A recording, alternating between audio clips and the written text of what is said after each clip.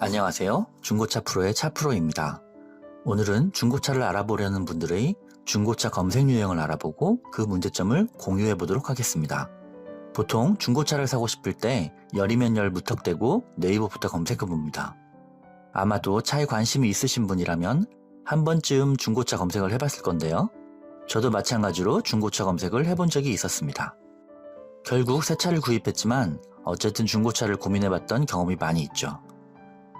새 차를 구입할지 중고차를 구입할지 그 결정의 순간에도 새 차와 중고차의 가격을 이리저리 찾아보기 마련이죠. 요즘은 차 한 대가 있어도 캠핑용, 낚시용, 기타 레저용 차를 한 대 더 구입하기도 합니다. 아무래도 많은 짐을 내렸다 다시 싣기를 반복하기가 너무 힘들거든요. 그리고 그 많은 짐을 둘 창고나 공간을 마련하기도 쉽지 않죠. 그래서 새건 차는 바로 창고 겸으로 사용되기도 합니다. 평상시에 사용하는 세단을 캠핑이나 낚시할 때 사용하기엔 짐이 들어갈 공간이 부족하고 오프로드에 사용하기엔 차체가 낮고 갈대나 나무에 기스가 나기도 쉽습니다. 결국 캠핑용이나 낚시용 차량을 마련하려고 합니다. 하지만 한 달에 한두 번 또는 주말에나 한 번씩 타는 용도이니 새 차를 구입하기보다는 짐을 실을 공간이 넉넉하거나 사륜으로 된 SUV나 RV를 중고로 구입하는 경우가 많습니다. 자, 위와 같은 경우에 중고차를 구입하고자 할 때 여러분의 행동 유형을 알아보고 그 문제점을 확인해 보겠습니다. 첫 번째, 네이버 맹신형. 무조건 네이버에서 중고차, 중고차 매매, 중고차 딜러를 검색합니다. 대부분 네이버 맹신형에 속하시죠. 그런데 네이버에서 중고차를 검색해보니 엄청나게 많은 정보들이 쏟아져 나옵니다. 이것저것 들어가서 보지만 대체 어떤 것이 좋은지 판단하기 어렵습니다. 스펙을 정해서 원하는 차량을 검색해봅니다. 물론 가격대별로도 확인을 해보죠. 다 그 녀석이 그 녀석으로 보입니다. 당연히 믿음이 가기는 어렵습니다. 몇 날 며칠을 보고서야 조금 감이 잡히는 듯 보이기도 합니다. 재밌는 것은 조금 안다고 생각하면 더 속기가 쉽다는 거죠. 네이버 검색의 문제점을 안내해드리겠습니다.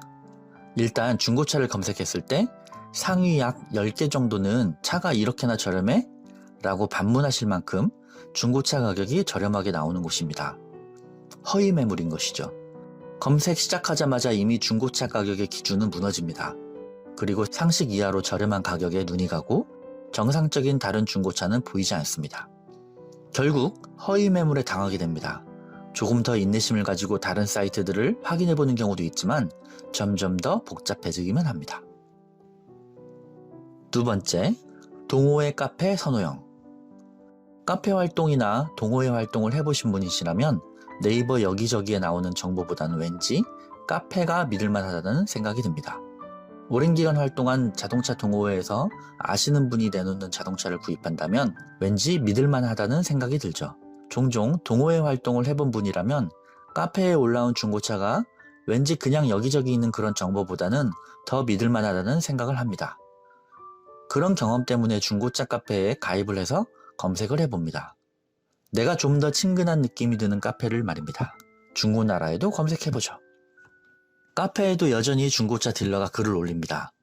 그러니 그놈이 그놈 맞습니다. 게다가 카페의 경우 신뢰를 이용해 더 비싸게 판매하기도 하죠.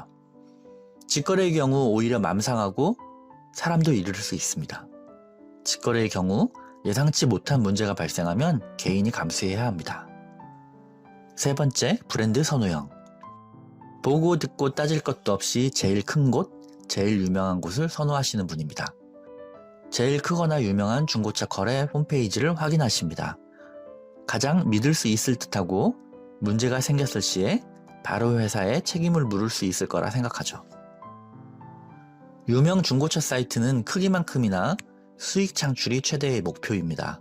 당연히 다른 곳보다 비쌉니다. 브랜드 값이라고 생각하셔도 됩니다.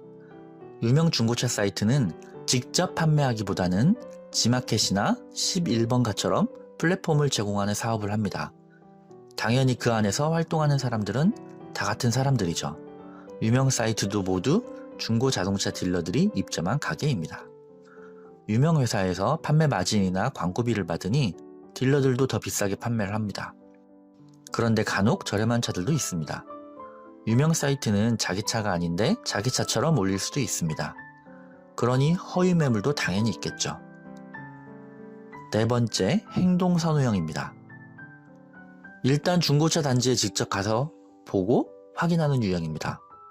90%가 검색해보는 정도인데 직접 전화해보거나 방문을 해보시는 분이시라면 실행의 의지가 있으신 분들이시죠. 발품 팔아서 직접 눈으로 보고 확인하는 것이 제일 좋다고 생각하는 분들입니다. 알아보지 않고 알지 못하는 상태에서 직접 방문하시면 대략 난감입니다. 심지어 아무리 차를 잘 안다 하여도 역시 속기 쉬운 소비자일 뿐입니다. 매장에 차가 많이 있지만 그 차가 딜러 한 사람의 차는 아닙니다.